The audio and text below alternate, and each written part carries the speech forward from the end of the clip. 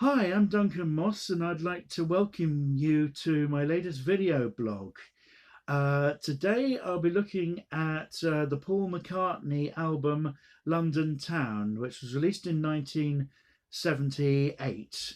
It's quite a good idea just to go a little bit back a couple of years or so to talk in the build up to the album.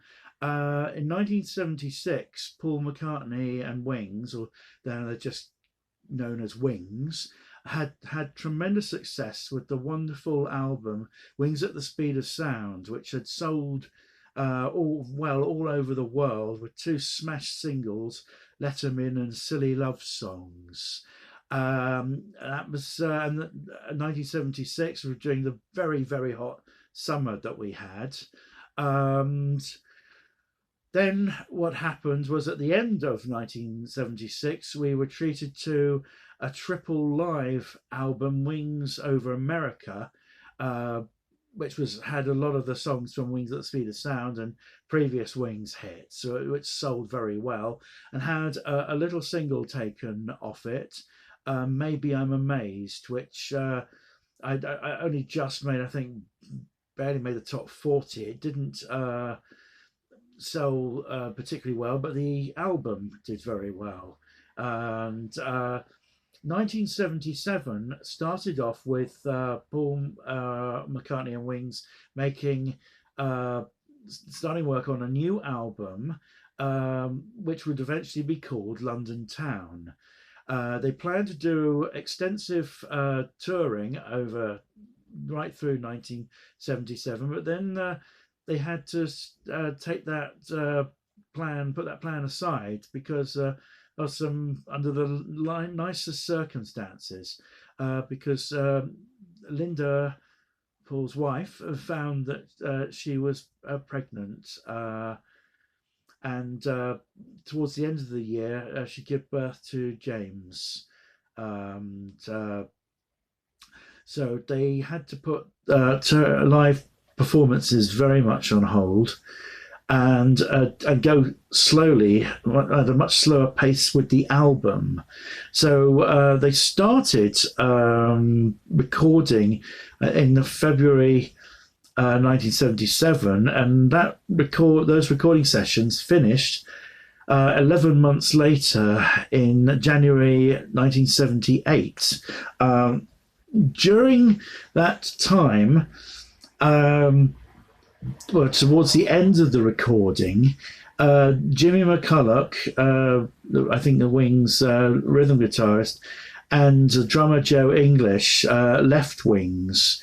So although they very much play on the album London Town, they're not on the front cover with Paul, Linda, and Denny Lane. And the videos tended to concentrate on the threesome. And during these sessions, there was the songs Girls' School and Mullican Tire, which was released at the end of the year as a double A side. And when I say double A side, I don't mean two tracks on the side of a 45 single. They're just the A side and the B side are both A sides. And it had modest success in America with Girls' School as the A side, but phenomenal success in the UK, because it hadn't had a hit for 15 months. It was phenomenal success and ended up selling over 2 million copies of the single. But this time it was the other side, Mullican Tire, that was basically adopted by the UK radio stations, and a very more than one video was made of Mullican Tire. And there was a very enjoyable Wings appearance on the Mike Yarwood show for Christmas 1977, while Mullican Tire was number one. And it's basically, we had a Chancellor of the Exchequer called Dennis Healy, who was very, very taxed very heavily people who were doing very, very well. And I'm not going to argue the rights to the wrongs of that. But in the sketch, which was done just after they performed Mull of Kintyre on the Mike Yarwood show, Mike Yarwood was an impressionist, and he plays Dennis Healy in this sketch. And what happens is Paul's ready playing his piano, and Linda comes into the room looking very worried, and she says, love, I've got the Charles the Exchequer's come to see you. He says, oh, is he coming in person? And in walks Mike Yarwood, dressed up as Dennis Healy, but in punk rock clothing. And it turns out that Dennis Healy says to, just before he comes in, Paul hides a wad of banknotes in the piano. And during the conversation, I won't spoil the sketch, but it's on YouTube. If you, it'll have Mull of Kintyre being performed, and then Wings, and then the sketch afterwards. And there was one line that kills me, and it's Dennis Healy saying to Paul, I'd like to do a cover version of one of your famous songs. And Paul replies, oh, how about Bands on the Run? And Dennis Healy says, no, I don't want the Liberal Party involved. As I say, the single was number one from right through December, I think, 77, and well into January 1978. And therefore, since it has sold so much, there was no point in putting it on the album London Town, which came out at the end of March, because that would have just meant people were buying two tracks they'd already got. So the album comprises of nearly an hour's worth of material. So obviously Paul had realised it was just under 2 years since the Wings at the Speed of Sound had been released. So he wanted to give his fans good value for money. Mull of Kintyre had been co-written with fellow band member Denny Lane, and Denny has writes, I think it is 6 songs on, or is it 5, on the London Town album, which is very, very folky. It was recorded partly at Abbey Road Studios and partly on a yacht in the Caribbean, and the first track is a McCartney Lane composition. It's just London Town, and it's a very nice song with an orchestra, some fine guitar work. It sort of talks a lot about, I think, about loneliness in London. Not quite with the same pathos as Ralph McTell with The Streets of London, but it talks about people, loneliness, and people with problems, and it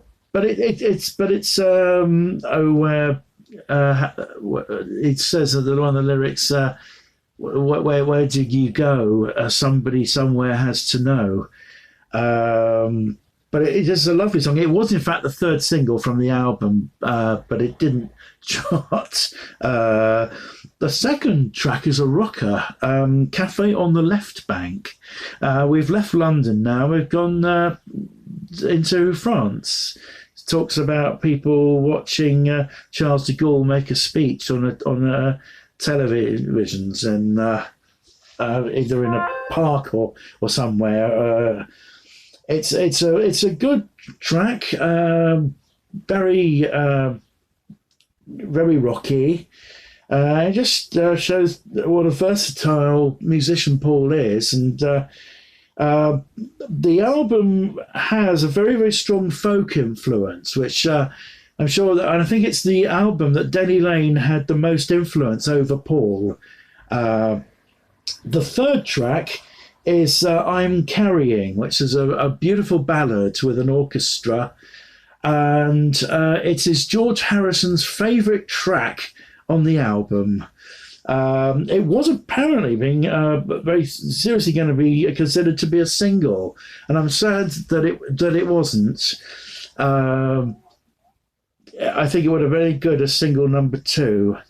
Um, just very just a beautiful love ballad, really.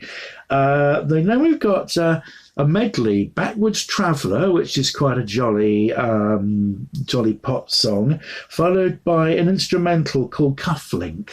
It's the B-side of the first single, which I'll get to shortly. It doesn't set you on fire, but it's nicely done, and it's conscientiously written and performed. We then get to an absolute, what I think is an absolute cracker. It's sort of pop meets Victorian fairies, fairy tales. It's called "Children, Children," and Denny wrote it with Paul, and he takes the lead vocal. And it talks about a fairy who will invite us all to tea, but she won't let me in alone. You'll have to come with me. I'm surprised a fairy would let an adult in anyway, because they only tend to sort of play with children. But it's a lovely, lovely song with some wonderful backing vocals from Linda. It talks about fishes racing through a waterfall. And you can almost see the children dancing with the fairies on it. A lovely folk song, very imaginatively done. There's a bit of violin in there, but a lovely track. Shame it couldn't have been perhaps a B-side of one of the singles. I don't think it was. We've then got "Girlfriend," with Paul singing in the same type of voice that he uses 5 years later on "So Bad" from the Pipes of Peace album. It was written apparently with Michael Jackson in mind, and Michael Jackson does record it on his "Off the Wall" album. I'm sorry, Michael, but I think Paul's version is much better. I actually think your version, the Michael Jackson version, is rather potsy, quite frankly. I don't think there's a lot of. It's just sort of going through the motions. Now, don't get me wrong, I do like Michael Jackson. I have no problem with the fact that he stopped "Free as a Bird" from getting to number one with the Earth Song, because the Earth Song is one incredible record. And I do like him. I was very saddened at his untimely passing. He does tend to milk his albums of lots and lots of singles. And he did "Girlfriends," but and I think it got into the top 20. But as I say, I think Paul's version's much better. We then had another rocker, "I've Had Enough," and it's a moderately good song. I haven't mentioned "Girls' School" yet, the double A side with Muller Kintyre. Well, I think that, which is a rocker, is much, much stronger. In fact, I think "Girls' School" is the best rocker Paul has ever written. I think it's even better than "Get Back." I should probably get lynched for saying that. But it's not as strong as "Girls' School," "I've Had Enough," and it was released as the second single from the album. But it was disappointing, its performance. If you've got vinyl, that's the end of side one. This is I've got the CD here, and that's the album cover with Paul, Linda, and Denny Lane in London. Although only one of the tracks really talks about London town. Well, with "Bands on the Run," only one song on the album really talks about people on the run. I don't think it has to be, the theme has to run completely through the whole album. the side two starts off with the first single from the album, "With a Little Luck," which is quite a soft song with synthesizers, but it's very nicely done, and it got to number 5 in the UK, and I think it got to number 1 in the States. It's a very nice song. What we call soft rock, really. We then get a very funny song, "Famous Groupies," which I think is about a band that's followed by some groupies who are quite obsessive, I think would be the right word. It's a lot of fun. I had to ask a few friends at school what a groupie was. And after a little bit of probing, I was able to find out. Groupie's just a group of fans who followed the band around as much as they possibly can. The Beatles had groupies. We then got "Deliver Your Children," which is another McCartney Lane song. Had a big effect on me, this. It's a very, it talks about people being running from the flood. And one of Denny Lane sings, "So I started to pray, though I ain't no praying man, for the Lord to come and help me, knowing he understands." Within a year, I would become a Christian, and I liked that lyric because I was not having an easy time at school, and the idea that there was somebody you could ask for help was something that meant quite a lot to me. We've then got the song "Name and Address," which I think was written with Elvis Presley in hand. I know that Paula did offer to produce some music for Elvis Presley, but I think he was politely declined. But this song would have been ideal for Elvis. But I think Elvis would have asked for an ending a little bit. The ending on the record is very, very abrupt. It's quite a loose song anyway, but it sort of fizzles out in quite a fun way.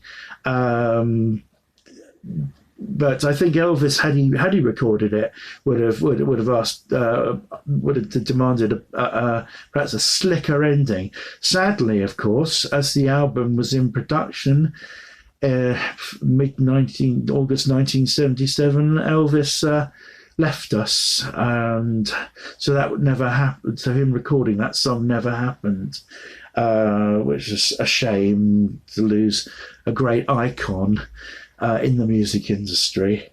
We've then got the album closes with 2 Denny Lane, Paul McCartney songs. One of them called "Don't Let It Bring You Down," which is a very encouraging song about somebody who is feeling very hurt and rejected and wants to leave. It says, "Don't go down, don't get out of town." And it's a song that brings comfort to somebody being sad, which I think is tends to be part of Paul's repertoire anyway. But it's a lovely folky song. As I say, the album's got a very strong folk feel to it. We've then got the album closes with a 6-minute song called "The Morse Moose and the Grey Goose." I don't really know what it's about, but it does tend to. It's sort of like looking at Norse folklore. The Great Goose was a steady boat. People said she'd never float, but one day when the moon was high, the Great goose flew away. It sort of had that sort of Viking feel to it. Although the Great Goose, could that have been a parody of the Spruce Goose, which is the big aeroplane that was designed by Howard Hughes that barely got off the ground? I don't know, but it's a great song to end with, and it has a lot of synthesizer in it. But as I say, the album ends there. I think it's a lovely album. It wasn't as successful as Wings at the Speed of Sound, but it didn't do badly. It went to number 4 in the UK, number 1 in America. And in Australia, it went platinum on the first day of release. So it sold well. Just wasn't considered to be one of the 4 that right at the front of the Paul McCartney catalogue. But I love it. And there's a little girl I knew who used to hang about outside McCartney Publications next door to where I work, which is the British Board of Film Classification. She was a lovely little lady, American, and she told me she thought London Town was the best album Paul had ever done. Well, that was in 1986. But I do know where she's coming from. It's a charming album, and there's nothing like it anywhere else in the Paul McCartney repertoire. And I think it's perhaps been worth having another look at. The reason why I'm doing this blog is because there's a vicious rumour going around. There's going to be a deluxe edition of it next year with lots of outtakes, which would be very nice to listen to. Also, the other Wings album, Back to the Egg, is also the last album from Wings. Back to the Egg will be also having a box set, deluxe set done.